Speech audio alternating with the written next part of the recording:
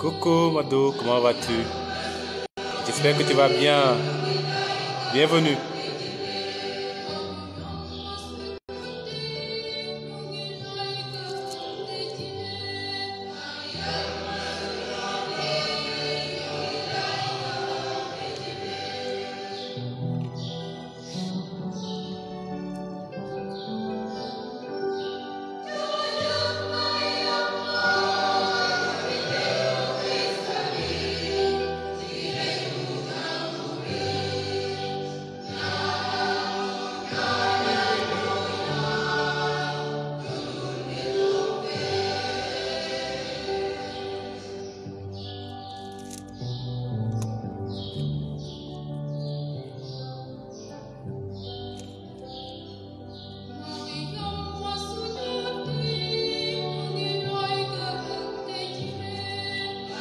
Bienvenue à vous, bienvenue à vous. Nous allons parler de l'Immaculée Conception ce soir et l'enseignement sera en Wolof. Tey dinañu waxtaan ci Immaculée Conception maanaam sosu Mariama gu àndul ak bàkkaaru njudduwaale.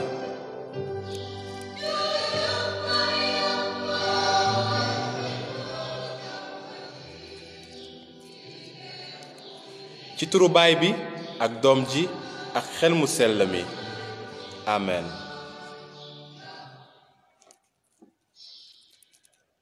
Je crois en Dieu, le Père Tout-Puissant, Créateur du ciel et de la terre, et en Jésus-Christ, son Fils unique, notre Seigneur, qui a été conçu du Saint-Esprit, est né de la Vierge Marie, a souffert sous Ponce Pilate, a été crucifié, est mort, a été enseveli, est descendu aux enfers, le troisième jour, est ressuscité des morts, est monté aux cieux, est assis à la droite de Dieu le Père Tout-Puissant, d'où il viendra juger les vivants et les morts. Je crois en l'Esprit Saint, à la Sainte Église catholique, à la communion des saints, à la rémission des péchés, à la résurrection de la chair, à la vie éternelle. Amen. suñu baay bi ci asamaan na sa tur sell na sa nguur dikk loo bëgg na am ci suuf naka ci asamaan may ñu tey suñu dund bés bu nekk te baal ñu suñuy tooñ naka la ñuy baale nañuy tooñ te bu ñu bàyyi ñu tàbb ci iblis wante musal ñu ci lu bon. nuyu na la Mariama fees nga ak yow borom baa ngeek yow barke nga ci jigéen yi ñépp te Yeesu sa doomu biir barkel na. Mariama mu sell mi ndew yàlla ñaanal ñu bàkkaarkat yi léegi ak sunu waxtu dee amen. nuyu na la Mariama fees nga ak yow borom baa ngeek yow barke nga ci jigéen yi ñépp te Yeesu sa doomu biir barkel na. Mariama mu sell mi ndew yàlla ñaanal ñu bàkkaarkat yi léegi ak sunu waxtu dee amen. nuyu na la Mariama fees nga ak yiw borom baa ngeek yow barke nga ci jigéen yi ñépp te Yeesu sa doomu biir barkel na. Mariama mu sell mi ndew yàlla ñaanal ñu bàkkaarkat yi léegi ak sunu waxtu dee amen. teraanga ell na baay bi doom ji ak xel mu sell mi naka la woon ca cosaan ak tey ak moos ba ca moos ba moos amen. Ô mon bon Jésus, pardonnez-nous nos péchés, préservez-nous du feu de l'enfer, conduisez au ciel toutes les âmes, spécialement celles qui ont le plus besoin de votre miséricorde. Ô Marie conçue sans péché, priez pour nous qui avons recours à vous. ci dizaine bile nañu ñaanal suñu dëkk suñu réew Sénégal. ñu ñaanal sénégalais yi ñépp ñi nga xamante ne ñu ngi ci biir dëkk bi di liggéey yor seen njaboot war leen toppatoo ndax yàlla may leen doole ak kàttan gu ñuy liggéeyee saa su ne ndax mën a toppatoo seen njaboot. nañu ñaanal ñépp ñi nga xamante ne dañoo feebar nekk ci l'hôpital yi walla amuñu sax lu ñuy fajoo yàlla na leen yàlla yombalal lépp yàlla na yàlla laal xolu ñi am xalal ñii ndax ñu mën a jàppale ñi amul xalal ndax ñu mën a jàppale ñi nga xamante ne bëgg nañoo faju waaye seen loxo jotul seen ginnaaw nañu ñaanal jàngalekat ñi ak élèves yi nañu ñaanal ñépp ñi nga xamante ne soxla nañu ñaan te kenn ñaanalu leen ci barke Mariama mu sell mi yal na leen yàlla defal jàmm wàccee ci seen kaw ay yiw yu bare bare sunu baay bi ci asamaan na sa tur sell na sa nguur dikk loo bëgg na am ci suuf naka ci asamaan may ñu tey sunu dund bés bu nekk te baal ñu sunuy tooñ naka la ñuy baale nañuy tooñ te bu ñu bàyyi ñu tàbb ci bilis wante musal ñu ci lu bon amen nuyu na la Mariama fees nga kiw borom baa ngeek yow barke nga ci jigéen yi ñépp te Yeesu sa doomu biir barkel na Mariama mu sell mi ndewu yàlla ñaanal ñu bàkkaarkat yi léegi ak sunu waxtu dee amen nuyu na la Mariama fees nga kiw borom baa ngeek yow barke nga ci jigéen yi ñépp te Yeesu sa doomu biir barkel na Mariama mu sell mi ndewu yàlla ñaanal ñu bàkkaarkat yi léegi ak sunu waxtu dee amen nuyu na la Mariama fees nga kiw borom baa ngeek yow barke nga ci jigéen yi ñépp te Yeesu sa doomu biir barkel na Mariama mu sell mi ndew yàlla ñaanal ñu bàkkaarkat yi léegi ak sunu waxtu dee amen nuyu na la Mariama fees nga kiw borom baa ngeek yow barke nga ci jigéen yi ñépp te Yeesu sa doomu biir barkel na Mariama mu sell mi ndew yàlla ñaanal ñu bàkkaarkat yi léegi ak sunu waxtu dee amen nuyu na la Mariama fees nga kiw borom baa ngeek yow barke nga ci jigéen yi ñépp te Yeesu sa doomu biir barkel na Mariama mu sell mi ndew yàlla ñaanal ñu bàkkaarkat yi léegi ak sunu waxtu dee amen nuyu na la Mariama fees nga kiw borom baa ngeek yow barke nga ci jigéen yi ñépp te Yeesu sa doomu biir barkel na Mariama mu sell mi ndew yàlla ñaanal ñu bàkkaarkat yi léegi ak sunu waxtu dee amen nuyu na la Mariama fees nga kiw borom baa ngeek yow barke nga ci jigéen yi ñépp te Yeesu sa doomu biir barkel na Mariama mu sell mi ndew yàlla ñaanal ñu bàkkaarkat yi léegi ak sunu waxtu dee amen nuyu nañ la Mariama fees nga kiw borom baa ngeek yow barke nga ci jigéen yi ñépp te Yeesu sa doomu biir barkel na Mariama mu sell mi ndew yàlla ñaanal ñu bàkkaarkat yi léegi ak sunu waxtu dee amen nuyu nañ la Mariama fees nga kiw borom baa ngeek yow barke nga ci jigéen yi ñépp te Yeesu sa doomu biir barkel na Mariama mu sell mi ndew yàlla ñaanal ñu bàkkaarkat yi léegi ak sunu waxtu dee amen nuyu na la Mariama fees nga kiw borom baa ngeek yow barkel nga ci jigéen yi ñépp te Yeesu sa doomu biir barkel na Mariama mu sell mi ndew yàlla ñaanal ñu bàkkaarkat yi léegi ak sunu waxtu dee amen teraanga ñel na baay bi doom ji ak xel mu sell mi naka la woon ca cosaan ak tey ak moos ba ca moos ba moos amen ô mon bon Jésus, pardonnez-nous nos péchés, préservez-nous du feu de l'enfer. Conduisez au ciel toutes les âmes, spécialement celles qui ont le plus besoin de votre miséricorde. Ô Marie conçue sans péché, priez pour nous qui avons recours à vous. Ô Marie conçue sans péché, priez pour nous qui avons recours à vous. Ô Marie conçue sans péché, priez pour nous qui avons recours à vous.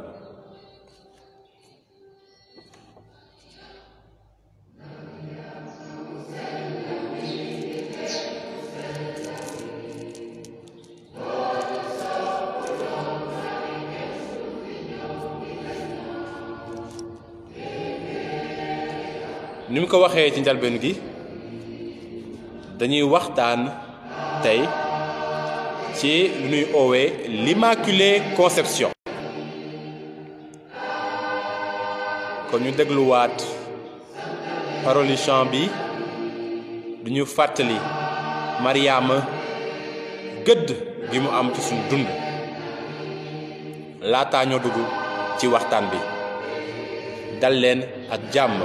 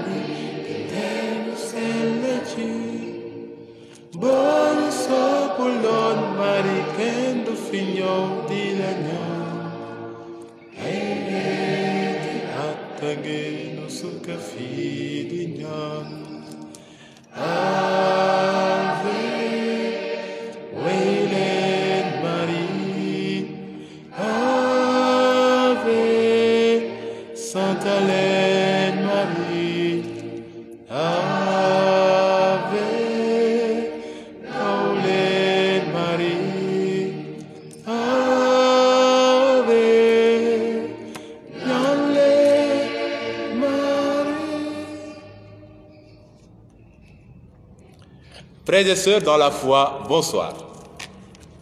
Samay mbokk chrétien yi nuyu naa leen. Njéemantalu tey dina sukkandiku ci lu ñuy oowee l'Immaculée Conception maanaam sosu Mariama gu àndul ak baakaaru njudduwaale. Sosu Mariama gu àndul ak baakaaru njudduwaale.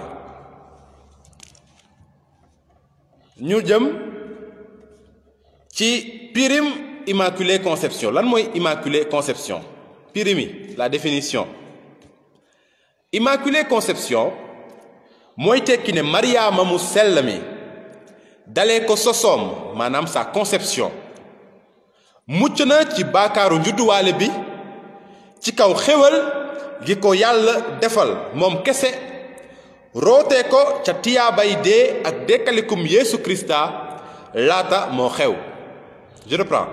Immaculée Conception mooy tekki ne Mariama mu sell mi dalee ko sosoom mucc na ci baakaaru njudduwaale bi ci kaw xéwal gi ko yàlla defal moom kese rootee ko ca tiyaabay dee ak dekkalikum Yeesu Krista laata moo xew. Mariama dalee ko sosoom mucc na ci baakaaru njudduwaale bi loolu xéwal la Mariama kese la ko yàlla defal waaye yàlla tibbee na xewal googu ci tiyaabay dee ak dekkalikum Yeesu Krista mi xewagul woon. En français c'est ce qu'on dit par anticipation. Donc les mérites par anticipation de la passion, mort et résurrection de notre Seigneur Jésus-Christ. kon xam ngeen ne loolu xewal gu jéggi dayoo la ndaxte avant même Yeesu Krista di dee ci croix bi avant même moo dekkaliku yàlla jël na déjà li tiyaabay dee googu ak dekkaliku boobu nga xam ne moo ñu jural mucc gi mu sedd ci Mariama mu sell mi te moom kese la ko defal ndax Mariama dalee ko sosoom sa conception mën a mucc ci baakaaru njudduwaale bi. lan mooy baakaaru njudduwaale bi? En français on appelle cela le péché originel. baakaaru njudduwaale bi mooy baakaar bi law ba ci ñun jóge ca Aadama ak Awa. mooy baakaar bi law ba ci ñun jóge ca Aadama ak Awa. Vous savez, Adam et Ève ont péché dañu baakaar yàlla daf leen wax ne bu leen laal ci doomi garab bi nekk ci digg tool gi waaye jaan bi ñëw na nax na Awa lekkuloo ko doom joojule Awa tamit jël ci doom jooju jox ko Aadama lekk ci. kon ñoom li leen yàlla digle woon defuñu ko te li bon li nekk ci àdduna si sëpp ba ca dégga boo jëlee feebar boo jëlee mbon boo jëlee coxor boo jëlee naaféq boo jëlee laxas ba ca dégga loolu yépp bépp xeetu bon baakaaru judduwaale boobu maanaam le péché originel moo ko waral. bi seytaane daanee aadama ak awa ba noppi yaakaaroon na ne yàq na lépp li yàlla defaroon pour moom li mu def noonu tax na ba liggéeyu yàlla yàqu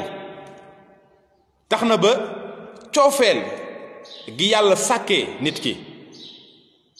ak li yàlla doon mëbët ci nit ki seytaane yaakaaroon na ne loolu yëpp yàqu na bi mu defee ba aadama ak awa daanu ba aadama ak awa bañ a déggal yàlla waaye yàlla ci boppam wone na yërmandeem ak tàkkoom comme cela est dit, il ne nous a pas abandonnés au pouvoir de la mort yàlla bàyyiwuñu ñu daanu ci fiirum dégga bàyyiwuñu ñu daanu ci fiirum seytaane boo demee ci téere njalbeen ga Genèse au chapitre 3 le verset 14a et le verset 15 lii lañu fa bind yàlla aji sax ji ne jaan jë gannaaw def nga loolu dinaa def mbañeel sa digganteeg jigéen ji ba dëddale sa xeet ak xeetam muy toj sa bopp nga di ko màtt ci testan yàlla aji sax ji nag ne jaan jë gannaaw def nga loolu dinaa def mbañeel sa digganteeg jigéen ji ba dëddale sa xeet ak xeetam muy toj sa bopp nga di ko màtt ci testan kan mooy boobu jigéen ndax awa la déedéet jigéen jooju du awa te ci français ci nasaraan am na lu ñuy woo les articles définis et les articles indéfinis article défini boo ko waxee mën na sax désigner li nga xam ne mooy li gën a rafet wala li nu gën a war a ràññee la chose la plus excellente ou bien l'exemple ou bien le prototype kon yàlla bu waxee ne dinaa def mbañeel sa diggante jigéen ji kan mooy jigéen jooju jigéen ju yàlla di tudd moo nar a doon royukaay jigéen yi ñépp te bu dee moo nar a doon royukaay jigéen ñépp c'est-à-dire que jigéen jooju moo war a sut awa moo ko war a ëpp doole ci mbirum xeex seytaane boo seetee li téere yi wax Torah nëbim maanaam téere yonente yàlla yi këtubim maanaam yeneen téere yi nga jël Nouveau Testament nga jël Coran bi sax benn tur rekk mooy des ngir nu mën a ràññee kan mooy jigéen jooju Mariama yaayu Yeesu Krista Mariama yaayu Yeesu Krista les pères de l'Église maanaam ñi samp jiiñu théologie c'est-à-dire xam-xam bu xóot te sukkandiku ci ngëm ak xalaat ñu jëmale ko ci yàlla ci biir jàngu bi ci diirub 3 téeméeri at yi jiitu c'est-à-dire les pères de l'Église ñooy ñi nga xamante ne ñoo samp jiiñu xam-xam bu ñuy woowee théologie ci diirub 3 téeméeri at yi jiitu les 3 premiers siècles mën nañ ci lim Clément de Rome mu sell mi lim ci Ignace d'Antioche mu sell mi lim ci Eusèbe de Césarée lim ci Justin mu sell mi ñooñu ñëpp ay pères de l'Église lañu woon pères de l'Église yooyu nee nañ xeetu jigéen jooju yàlla tudd ca téere njalbeen ga nara toj boppu seytaani mooy Krista xeetu jigéen jooju nara toj boppu seytaani mooy Krista mi daan dégg te dekkaliku ca ñetteelu fan wa Krista mi daan dégg te dekkaliku ca ñetteeli fan wa loolu lu muy tekki mooy tekki ne jigéen jooju mooy Mariama mu sell mi te xeetam mooy Krista bi daan dégg te dekkaliku ci ñetteelu fan wa nañu déglu wéy buy màggal sunu borom Yeesu Krista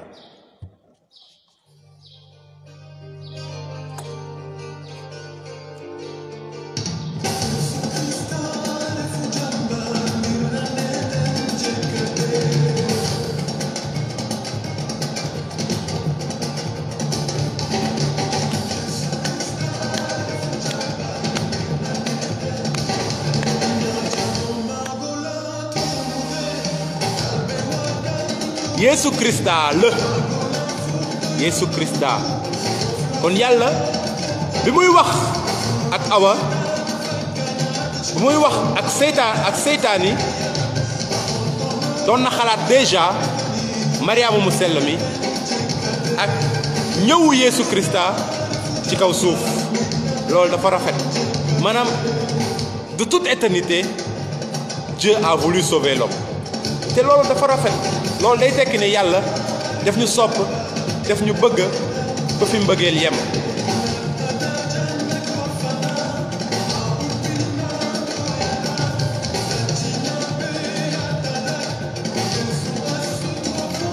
yàlla ni mu ko waxee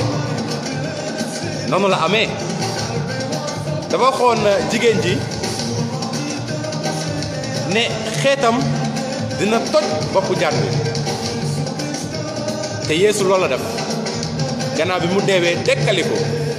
boppu jaan gi mooy dee gi boppu jaan bi mooy dee gi ndaxte ci dee la seytaane di nootee àdduna si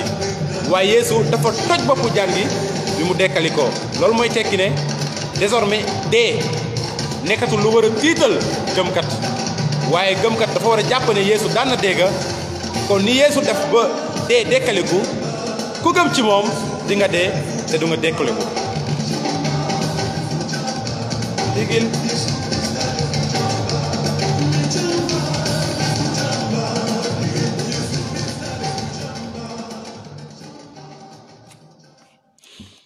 ca téere mucc ga maanaam le livre de l'Exode téere mucc ga bi yàlla di santaane ñu defar gaal gi def alluwaayu seede gi maanaam l'arche de l'alliance qui contient les tables du témoignage lii la waxoon Muusa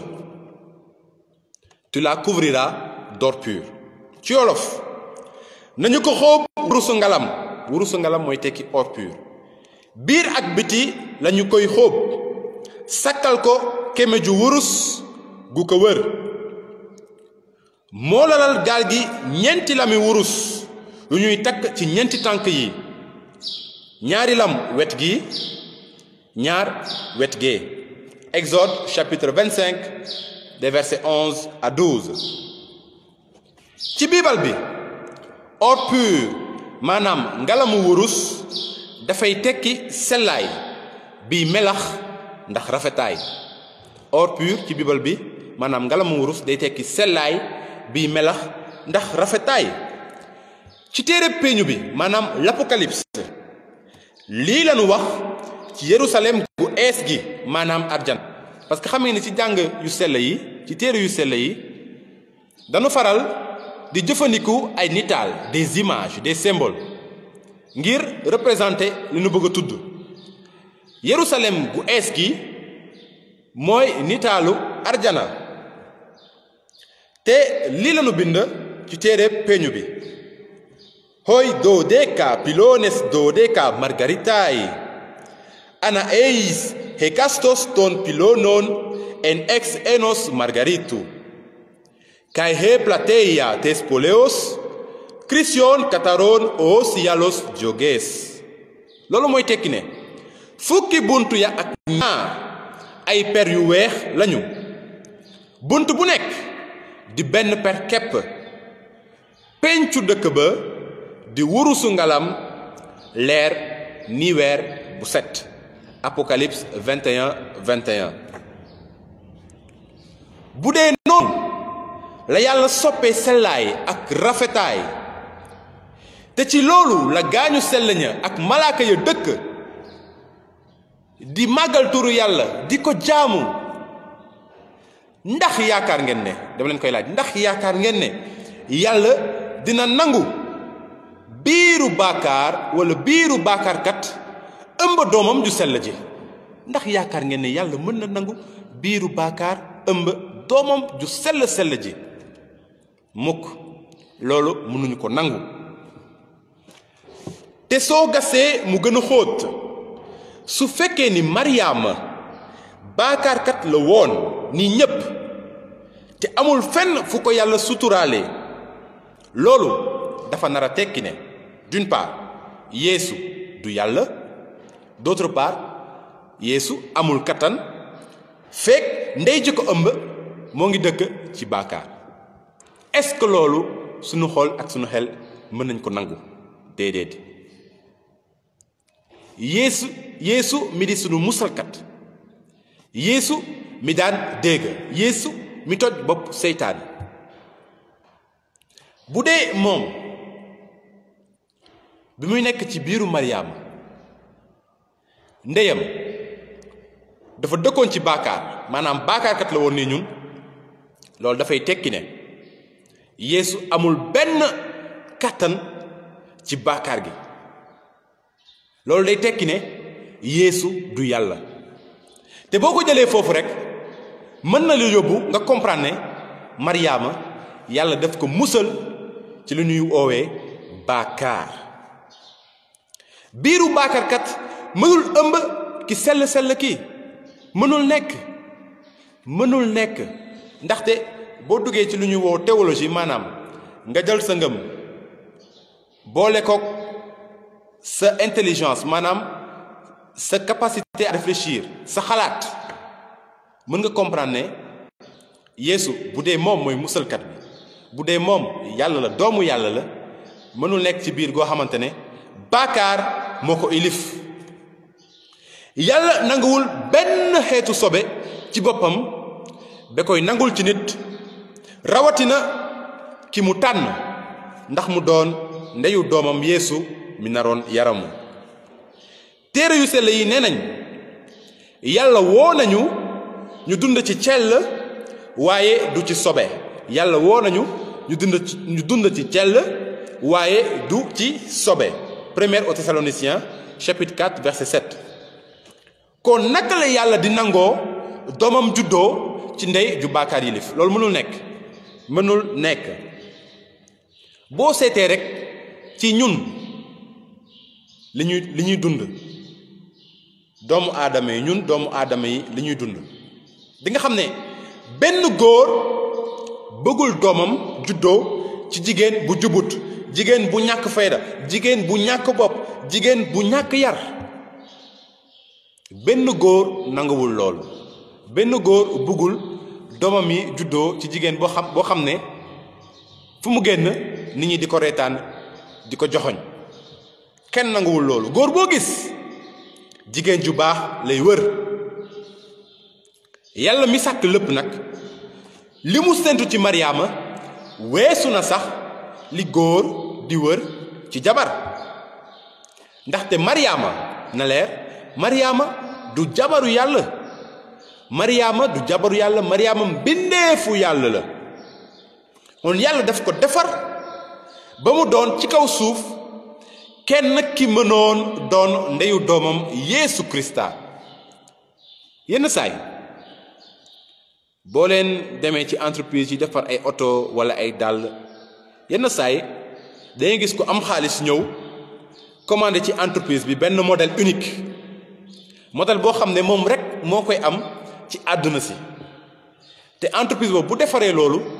du defar beneen exemplaire, à moins que kële joxe permission. mais loolu ñi bëri xaalis wala star yi ñoo faral di ko def. waaye Maryaama modèle unique la ci li yàlla sàkk. Maryaama modèle unique la ci li yàlla sàkk. yàlla moo ko bindee noonu mu nekk ku mësul bàkkaar, ndaxte yàlla moo ko musal ci liy tax ba nit di bàkkaar. en français on appelle cela la concupiscence, maanaam la tension vers le péché, la tension à péché. concupiscence ci bàkkaaru njudduwaale la jóge, dafa nekk ci ñun te moo ñuy yóbbu ci bàkkaar. moo tax ba ñun ci kanamu bàkkaar duñu am doole, mooy tax ba ñuy gaaw a bàkkaar. concupiscence. Maryaama bi ko yàlla di bind dafa mucc ci loolu. léegi yenn saay da ngay waxtaan ak nit dégg ko mu lay wax ne budul woon Maryaama doon keneen, ndaxte Maryaama instrument rek la woon, maanaam jumtukaay bu yàlla jëfandiku ndax Yeesu mën a ñëw ci kaw suuf. kàddu yooyu dañoo ñaaw te kàddu yooyu warul woon génnee sax ci gémmiñu chrétien parce que ci lu bari ci chrétien yi la ñuy déggee loolu chrétien ak chrétien nag dafa am xam ngeen fi may waxee waaye da ngay toog dégg chrétien mu yëkkati ay kàddu yu ñaaw ci ndeyu Yeesu Krista ne bu dul woon Mariama doon keneen loolu du dëgg mësul nekk dëgg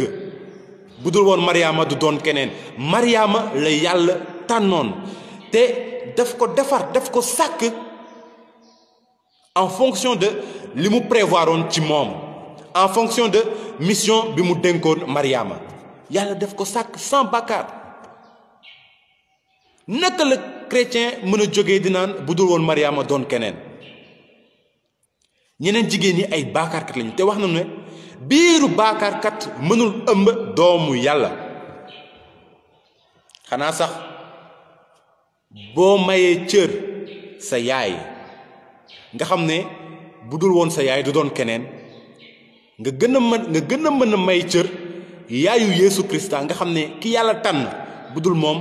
du doon keneen te ku wax loolu bu yeboo nga ne ko suma waay xamadi maanaam ñàkk xam l'ignorance moo ngi lay rey ignorance maanaam xamadi ñàkk xam moo tax nit di yëkkati kàddu yooyu le ni ko Augustin mu sell mi waxee woon yàlla def na ba Mariama mucc ci bépp bàkkaar ngir lan ngir teral doomam Yeesu Krista ngir teral doomam Yeesu Krista looloo tax ba yàlla musal Mariama ci bépp xeetu bàkkaar ça entre dans le plan et l'ordonnancement de notre salut ñun doomi aadama yi dañu jot ci baakaaru njudduwaale ndax dafa lawbe ci ñun mu ko waxee jóge ca aadama ak awa waaye soo bëggee xam ne Mariama jotul ci baakaaru njudduwaale googu mën nga ko seetee sax ci Yeesu Krista yoon yi bëri na fi ñu mënee xamee ne Mariama jotul ci baakaaru njudduwaale gi waaye mën nañ ko jëlee sax ci Yeesu Krista Olof Njaay nee na doom ja ndey ja ñu jëlee ko fu gën a xóot léegi Yeesu ñaari jëmm la am maanaam Jésus a deux natures yàlleef ak niteef la nature divine et la nature humaine waaye ñaari jëmm yooyu defuñu ñaari nit Yeesu kenn la waaye ci moom am na jëmmu yàlleef ak jëmmu niteef te ñaari jëmm yooyu jaxasoowuñu te dëddalewuñu jaxasoowuñu waaye dëddalewuñu sans mélange ni confusion ni séparation alors cela est important day tax ñu mën a comprendre ne Yeesu ci boppam kumpa la Yeesu ci boppam kumpa la te boo waxee ñaari jëmm yooyu ñu ngi nekk ensemble waaye jaxasoowuñu te séparé wuñu loolu mooy tekki ne Yeesu mi nekk yàlla mi am yàlleef Yeesu boobu mooy Yeesu nit ki ñu xam te Yeesu mi di nit ki ñu xam mooy Yeesu mi am jëmmu yàlleef ci moom léegi ma ñëwaat ci ñaari jëmm yooyu yàlleef gi mënul baakaar amul baakaar xamul baakaar waaye niteef gi sunu niteef xam na baakaar ndaxte yaram amul kattan te Yeesu dafa nangu yaramu wàcc ba ci ñun ngir musal ñu léegi nag feek yàlleef gi ak niteef gi ci Yeesu Krista defuñu ñaari nit waaye benn nit kese la booloo te amu ci benn njaxas loolu tax na ba Yeesu Krista ci niteefam mënul woon mukk baakaar encore moins baakaar ji lif ko tuuti sax ci biiru Mariama mu sell mi loolu mooy tekki ne Yeesu mi nekk yàlla mënul baakaar ci niteefam ndaxte yàlleefam ak niteefam benn nit kese la ñuy def ndaxte yàlleefam ak niteefam benn nit kese la ñuy def te Yeesu mi nekk nit nga xam ne niteef mën na dem ci baakaar Yeesu moomu noonu jëlewul baakaar ci Mariama te yàlleefam tax na ba Yeesu mënul daanu ci fiiru baakaar. À cause de la puissance de sa divinité, Jésus, dont la divinité et l'humanité ne sont pas deux personnes, mais sont réunies en une seule personne, ne peut pas être soumis au péché. Yeesu mënu daanu ci fiiru baakaar. moo tax yàlla may ko ndey ju sell te set ngir loolu yépp mën a leer. yàlla may ko ndey ju sell te set parce que Mariama bu doon baakaarkat mën na yóbbu ñenn ñi ñuy naan waaw fekk Yeesu baakaarkat a ko ëmboon te baakaarkat a ko jur kon Yeesu am na lu mu jëlee ci baakaar bu dul yàlleefam sax niteefam am na fu mu takk ci baakaar waaye yàlla mi xam lépp dafa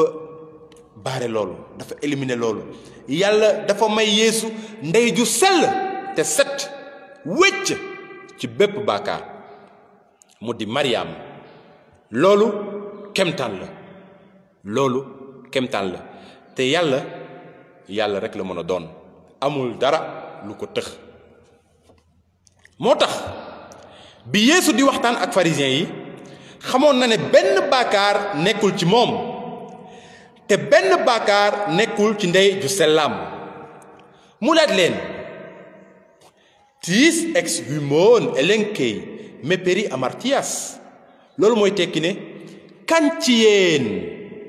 moo mën a seede ne baakaar naa kan ci yéen moo mën a seede ne baakaar naa te ba tey Yeesu mu ngi koy laaj bépp gëmkat kan ci yéen moo mën a seede ne baakaar naa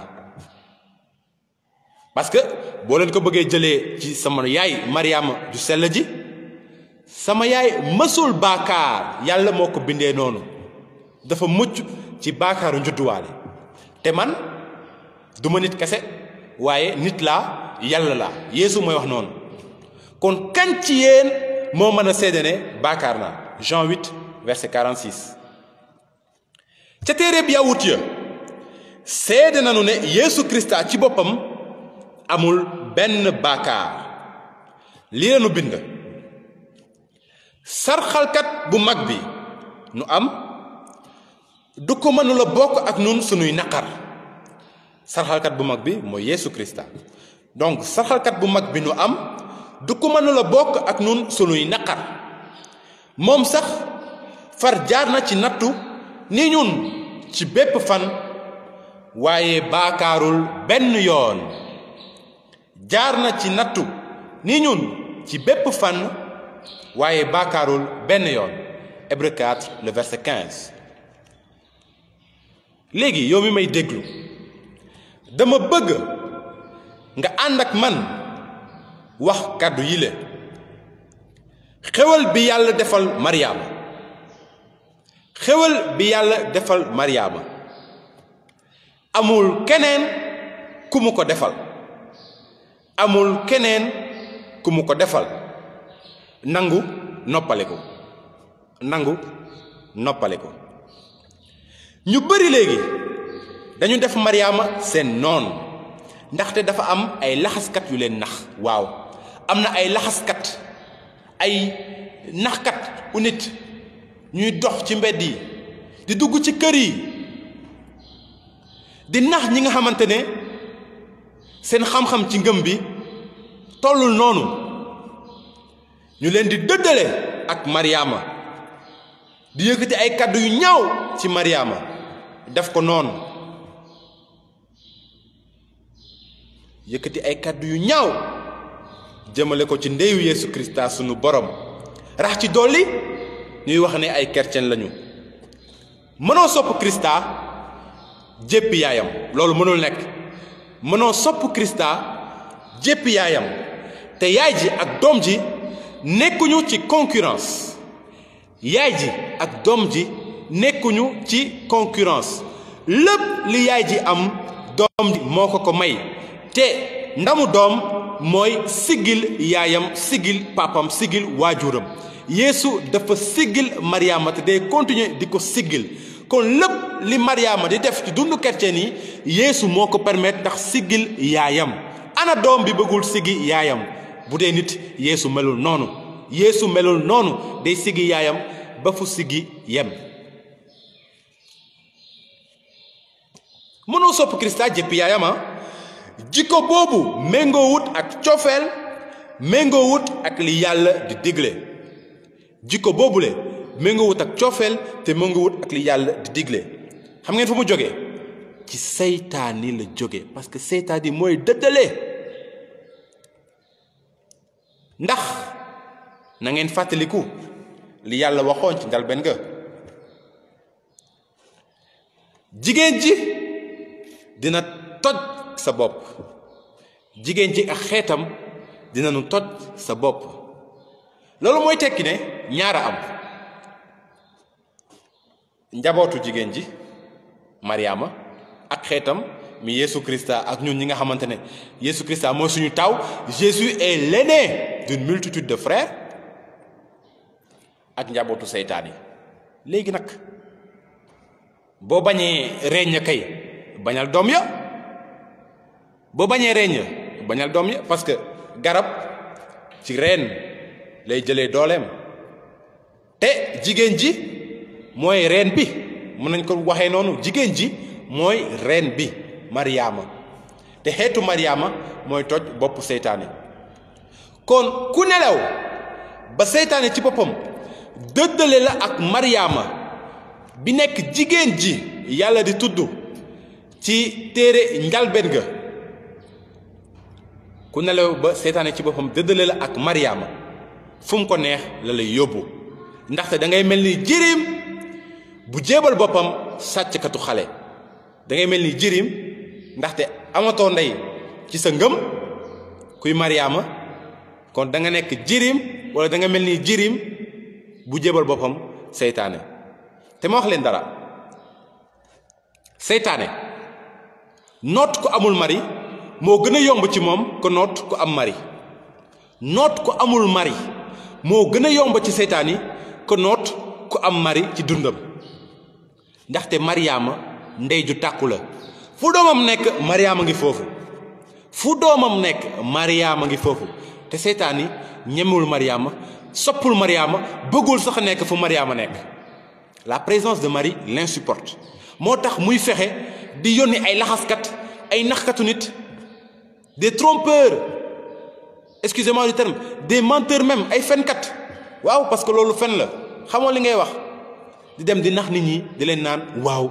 yéen da ngeen di jox Mariama gëdd gi ngeen waroon jox Yesu Christa déedéet loolu amul bu leen kenn yóbbaale nañu jox Mariama gëddam Mariama du sunu morom du sunu nawle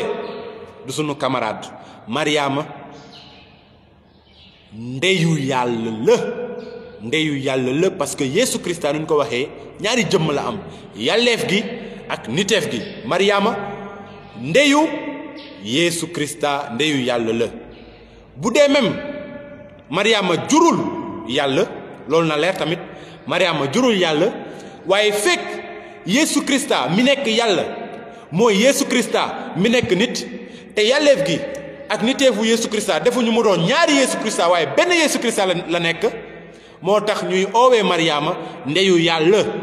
parce que yàlleef bi ak niteefu Yesu Christa mënoo leen xaajale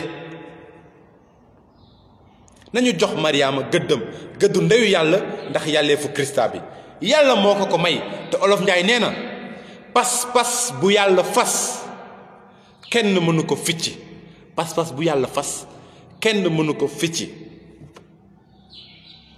Malaaka Gabriel respect maanaam cër bu mat sëkk la joxoon Mariama bi mu koy nuyu ngir yëgle ko li ko yàlla joxoon comme message pour Mariama xibaar gi ko yàlla dénkoon ngir Mariama cër bu mat sëkk la ko nuyoo lii la ko wax kaire kekaritomene ho kyrios metasu nuyu naa la yow ki ñu defal aw yiw borom baa ngeek yow. Luc chapitre 1 le verset 28 ci bible bi yépp jëlee seen bible ngeen ubbi ko di ko lire de la Genèse à l'Apocalypse jëlee ko ca njalbeen nga ba ca téere peeñu ba Mariama rekk la malaaka di feeñu di ko nuyu di ko ñaanal jàmm ndax kayre tekki na nuyu naa la waaye tekki na it bànneexul réjouis-toi et je vous salue loolu moo tax ba ci Ave Maria bi tantôt on dit réjouis-toi Marie comblée de grâce tantôt on dit je vous salue Marie comblée de grâce nit dina ñëw ne la lu tax ngeen di wax comblée de grâce te loolu nekkul ci Bible bi dëgg la kekaritomene en grec ça signifie celle à qui une grâce a été faite celle à qui une grâce a été faite donc littéralement tekkiwul fees nga ak yiw déedéet waaye lenn am na dama bëgg ngeen wax ma ana ban yiw moo sut Yeesu Krista ci kaw suuf ak ci kaw asamaan ana ban yiw moo sut Yeesu Krista loolu amul benn yiw sutul Yeesu Krista ku am Yeesu Krista am nga yàlla am nga lépp am nga dund gadul jeex ga loolu la yàlla wax kon bu dee yàlla dafa may Mariama yiw ndax mu mën a doon ndeyu Yeesu Krista mën nañu wax ne loolu mooy yiw bu tiiñ xeetu yiw yi am ci àdduna si sëpp donc c'est la grâce des grâces la plus grande des grâces te ko am yiw bu tiiñ xeetu yiw yi yépp mën nañu wax ne yow da nga fees ak yiw qui a le plus grand et dans le plus grand ça se passe comme ça moo tax jàng bi di ne Mariama fees na ak yiw elle est comblée de grâce parce que elle a reçu la grâce suprême qui est Jésus-Christ sauveur du monde xam loolu xam li yàlla defoon ci moom li yàlla dogal ci dundam moo tax Mariama way ndamu yàlla ak baaxaayam te ne gannaaw si tey désormais nit yi jamono yépp dinañu ma wooye ki ñu barkeel ndaxte ku mag ki defal na ma lu rëy turam dafa sell gannaaw si tey nitu jamono yépp dinañ ma wooye ki ñu barkeel ndaxte ku mag ki defal na ma lu rëy turam dafa sell kon yow boo dee chrétien te bokkoo ci ñuy oowee Mariama ki ñu barkeel celle qui a reçu une grâce incommensurable ki nga xamante ne barke bi ko yàlla may moo tiiñ xeetu barke yi yépp xamal ne am na lu doxul xamal ne seytaan yi am na fu mu la noote am na fu mu la naxee yeewul te xam ne Mariama nekkul ci concurrence ak Yeesu Krista teral bi catholique yi di teral Mariama du jaamu catholique yi jaamuwuñu Mariama benn yàlla rekk a am te yàlla googu la catholique yi di jaamu waaye Mariama fekk ndeyu yàlla la dañ koy teral ni mu waree ndeyu buur dañ koy teral ndeyu buur du n'importe quelle dame ndeyu yàlla encore moins ndeyu yàlla amul morom li ñuy wax ci Mariama sax dafa tuuti li ñuy wax ci Mariama dafa tuuti Mariama loo ko wax te waxoo ko ne yàlla nga rek dagan na Mariama loo ko wax te waxoo ko ne yàlla nga mën naa ci yokk sax malaaka waxoo ko ne yàlla nga waxoo ko ne malaaka nga dagan na parce que Mariama sax moo sut malaaka yi waaye loo ko wax te waxoo ko ne yaay sama yàlla maa ngi lay jaamu rek dagan na ndaxte mooy ndeyu yàlla modèle unique ci création yàlla Mariama la amul ñaar ñu mel ni moom dinaa leen génneel benn affaire bu leen di bett nag parce que tàmmuñu di ko gis waaye sunu mbokk musulman yi jàpp nañ ne Mariama amul benn bàkkaar waaw sunu mbokk musulman yi jàpp nañ ne Mariama amul benn bàkkaar ndax xamoon ngeen loolu nañu déglu lii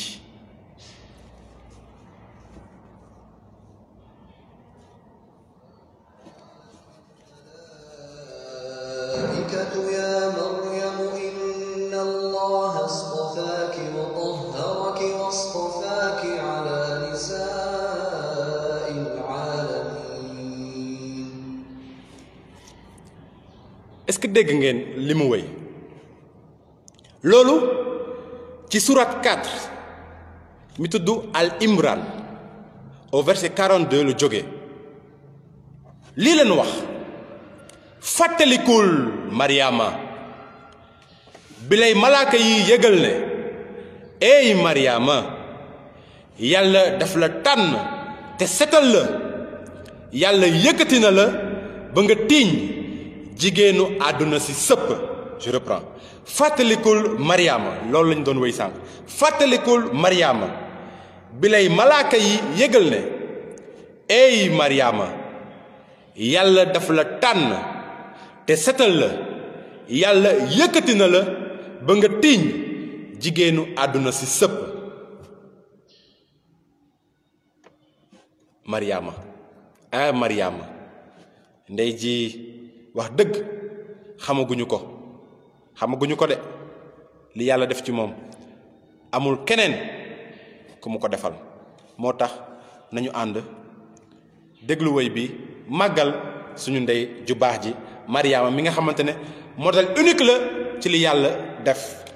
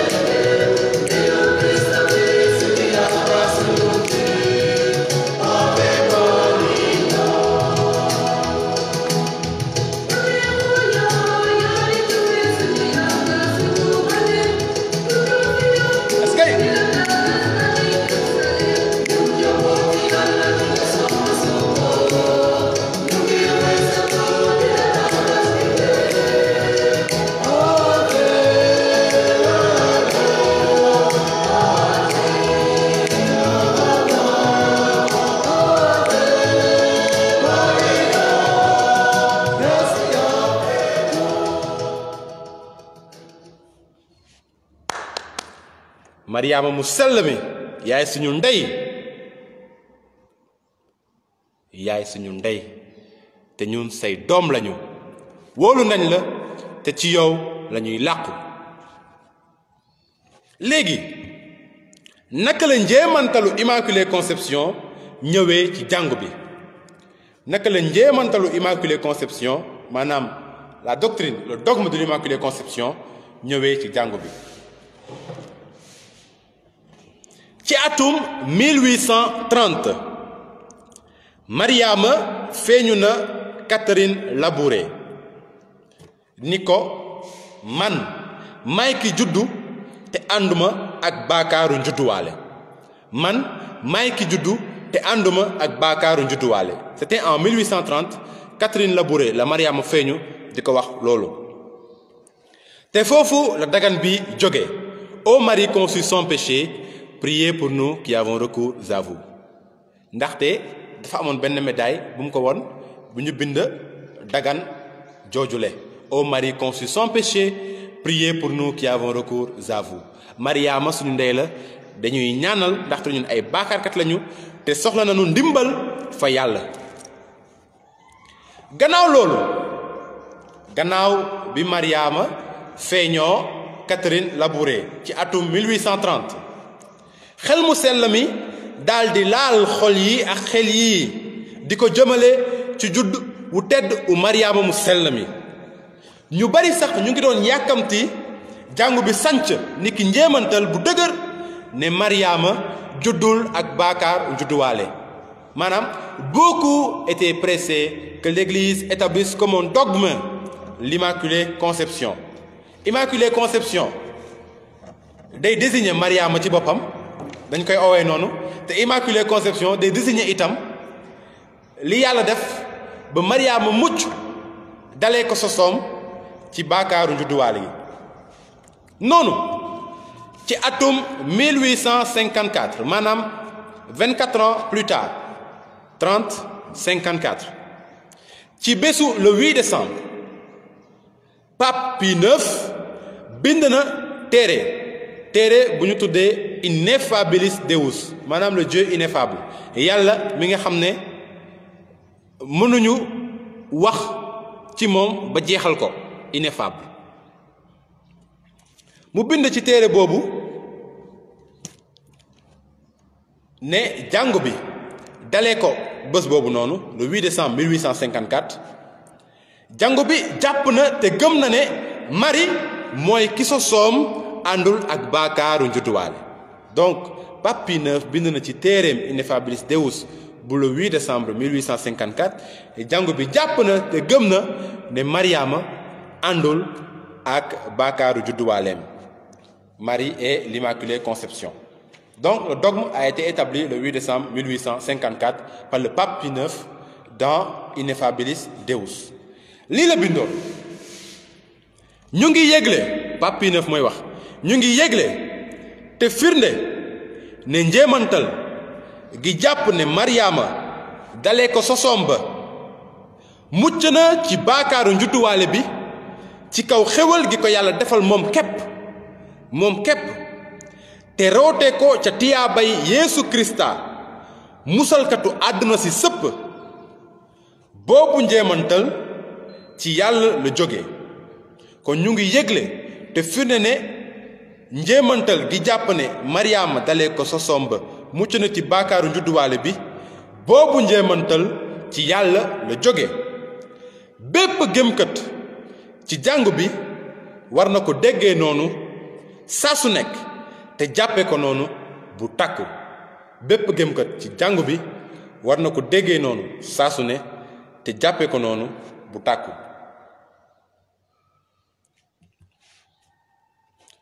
Mariama ci boppam dina dëgëral boobu dogme maanaam boobu njéemantal parce que bi Pape Pie IX établiré njéemantal googu jàngu bi toppoon na ci jàngu bi jàpp na ne Mariama mooy l'Immaculée Conception jàngu bi gëm na loolu. waaye Mariama ci boppam dina ñëw dëgëral ngëmu jàngu bi ak li jàngu bi jàppoon pour wone ne jàngu bi mu ngi dox ak xel mu sell mi te loolu c'est magnifique. L'Église chemine avec le Saint-Esprit. Il faut y croire. Yeesu dafa wax Pierre ne yaay Pierre te ci yow lay tabax suma jàngu bi te dee fiiru déega duñu ko mënal tus. jàngu bi dafa ànd ak xel mu sell mi te xel mu sell moomu moo koy jàppale ndax muy dox ci li yàlla bëgg malgré nag les limites humaines, malgré que nit dafay juum, malgré que nit dafay bàkkaar jàngu bi dafa sell. kon jàngu bi dafa sell malgré que ay bàkkaarkat ñoo ci nekk parce que sellaayu jàngu bi jógewul ci nit ñi ci bokk waaye sellaayu jàngu bi ci yàlla la jóge ci barke dee ak dekkalukum Yeesu Krista la jóge. kon Mariama wone na ne jàngu baa ngi ànd ak xel mu sell mi bi muy feeñu benn sàmm bu jigéen tuddoon Bernadette Soubirous. loolu xewee na ca dëkku Lourdes le 25 mars ca atum 1858 le 25 mars ca atum 1858 Mariama feeñu na benn sàmm bu jigéen bu tuddoon Bernadette Soubirous daf ko feeñu ne ko je suis l'Immaculée Conception je suis l'Immaculée Conception maanaam man maay ki sosam àndul ak baakaar judduwaale man maay ki sosam àndul ak baakaar judduwaale Bernadette sàmm la woon mësul dégg l'expression Immaculée Conception bi mu ko déggee sax comprendreul sax loolu lu muy tekki waaye Mariama yónni woon na ko ndax mu dem nettali loolu ki nekkoon son curé de paroisse Bernadette dem ci labbe bi nettali ko li ko Mariama waxoon bi mu ko ne jigéen ju rafet jooju daf ma ne man maay l'Immaculée Conception curam dafa jommi mu ne waaw naka la sàmm mën a xamee wala mën a déggee ñuy wax ci l'Immaculée Conception parce que ci jamono jooju on est déjà à 4 ans après la promulgation de ce dogme de l'Immaculée Conception donc promulgué en 1854 par Pie IX 1858 Mariama ñëw confirmé feeñu Bernadette na ko je suis l'Immaculée Conception donc ci diirub ñeenti at yooyu mën nañu wax ne boroom xam-xam yi rek ñoo doon waxtaan ci loolu ñoo xamoon lan mooy Immaculée Conception ak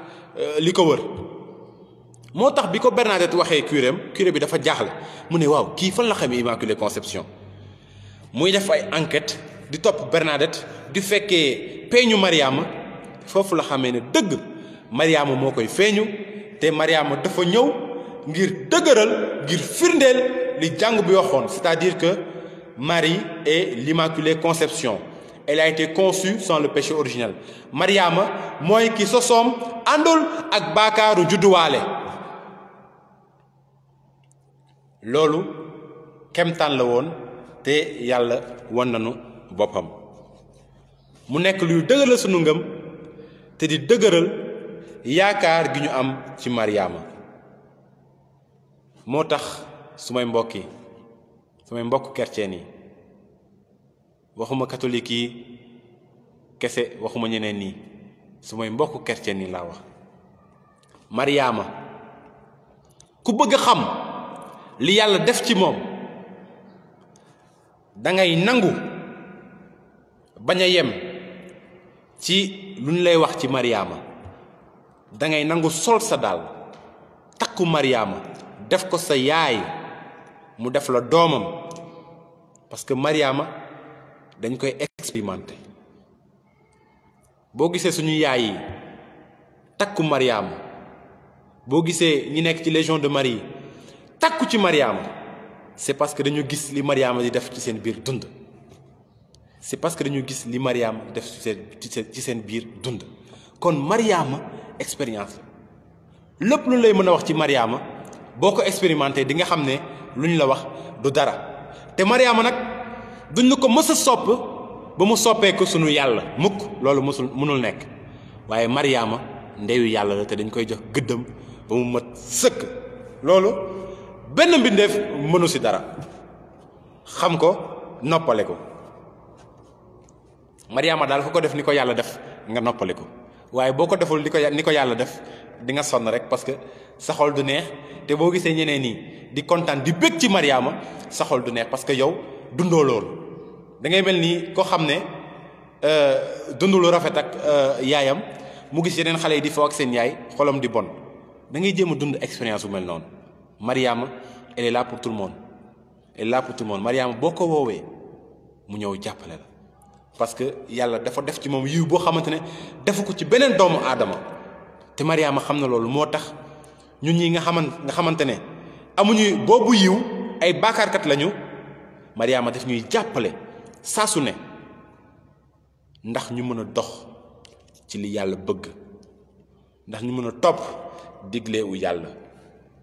kon ñu àndee yaakaar boobu noonu te gërëm yàlla ci li mu def ci Mariama. Nous prenons la litanie de la Sainte Vierge. Seigneur, aie pitié de nous. Seigneur, aie pitié de nous. Jésus-Christ, aie pitié de nous. Jésus-Christ, aie pitié de nous. Seigneur, aie pitié de nous. Seigneur, aie pitié de nous. Jésus-Christ, écoute-nous. Jésus-Christ, écoute-nous. Jésus-Christ, exauce-nous. Jésus-Christ, exauce-nous.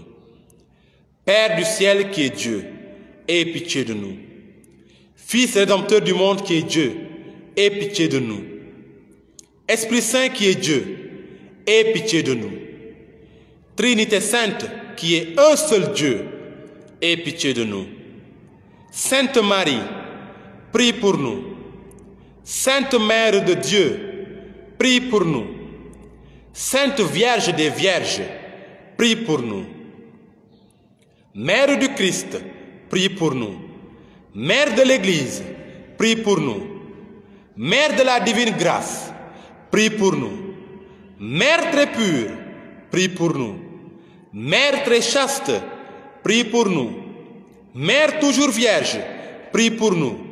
Mère sans tache, prie pour nous. Mère aimable, prie pour nous. Mère admirable, prie pour nous. Mère du Créateur, prie pour nous. Mère du Sauveur, prie pour nous. Vierge très prudente, prie pour nous. Vierge vénérable, prie pour nous. Vierge digne de louange, prie pour nous. Vierge puissante, prie pour nous. Vierge clémente, prie pour nous. Vierge fidèle, prie pour nous. Miroir de justice, prie pour nous. Temple de la sagesse, prie pour nous. Cause de notre joie, prie pour nous. Demeure du Saint-Esprit, prie pour nous. Vase honorable, prie pour nous. Vase insigne de dévotion, prie pour nous. Rose mystique, prie pour nous. Tour de David, prie pour nous. Tour d'ivoire, prie pour nous. Maison d'or, prie pour nous. Arche d'alliance, prie pour nous. Porte du ciel, prie pour nous. Étoile du matin, prie pour nous. Santé des infirmes, prie pour nous. Refuge des pécheurs, prie pour nous. Consolatrice des affligés, prie pour nous. Secours des chrétiens, prie pour nous. Reine des anges, prie pour nous. Reine des patriarches, prie pour nous. Reine des prophètes, prie pour nous. Reine des apôtres, prie pour nous. Reine des martyrs, prie pour nous. Reine des confesseurs, prie pour nous. Reine des vierges, prie pour nous. Reine de tous les saints, prie pour nous. Reine conçue sans le péché originel, prie pour nous. Reine élevée aux cieux, prie pour nous. Reine du très saint rosaire, prie pour nous. Reine de la paix, prie pour nous. Reine de la famille, prie pour nous. Agneau de Dieu qui efface les péchés du monde, pardonne-nous, Seigneur. Agneau de Dieu qui efface les péchés du monde, exauce-nous, Seigneur. Agneau de Dieu qui efface les péchés du monde, prends pitié de nous. Christ, écoute-nous. Christ, exauce-nous. Prie pour nous, Sainte Mère de Dieu, afin que nous soyons rendus dignes des promesses du Christ. Prions. Répands ta grâce, Seigneur, en nos cœurs. Nous avons connu par le message de l'ange l'incarnation de ton Fils bien-aimé. Conduis-nous par sa passion et par sa croix, avec le secours de la Vierge Marie, jusqu'à la gloire de la résurrection. Par le Christ notre Seigneur. Amen. Le Seigneur soit avec vous et avec votre esprit. Et que Dieu Tout-Puissant vous bénisse. Au nom du Père, et du Fils, et du Saint-Esprit. Amen. Demeurez dans la paix et la joie du Christ, sous la protection fidèle de la Vierge Marie, l'Immaculée Conception. Nekk leen ci jàmm Krista bi.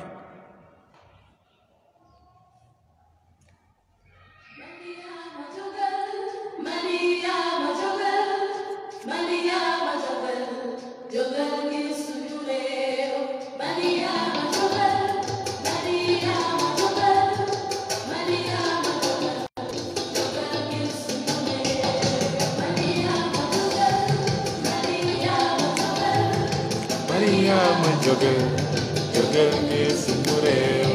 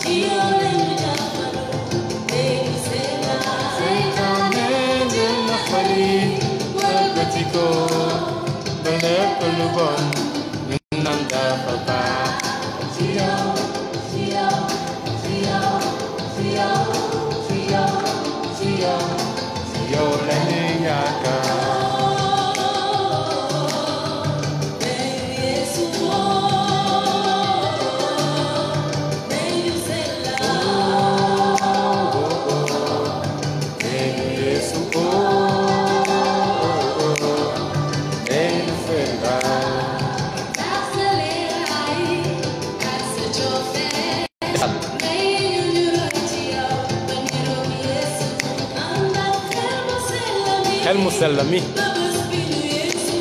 di jël ci yóbbu ñu ca asamaan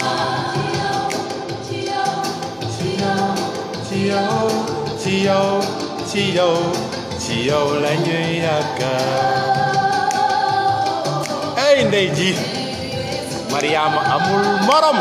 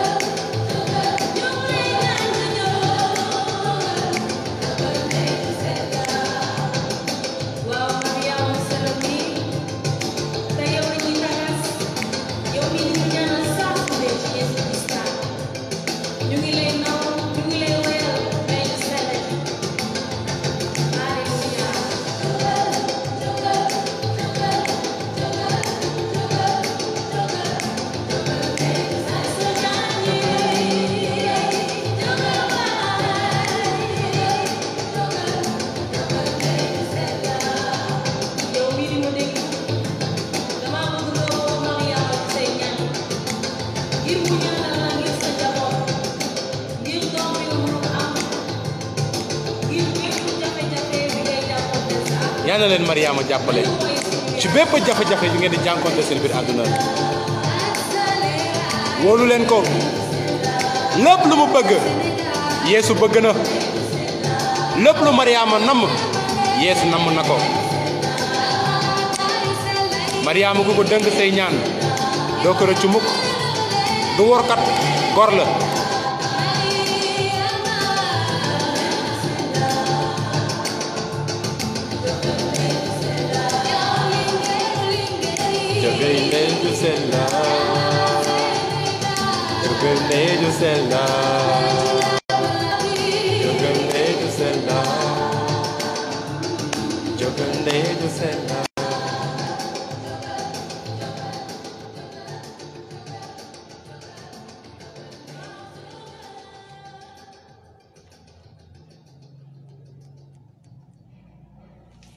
Soyez bénis.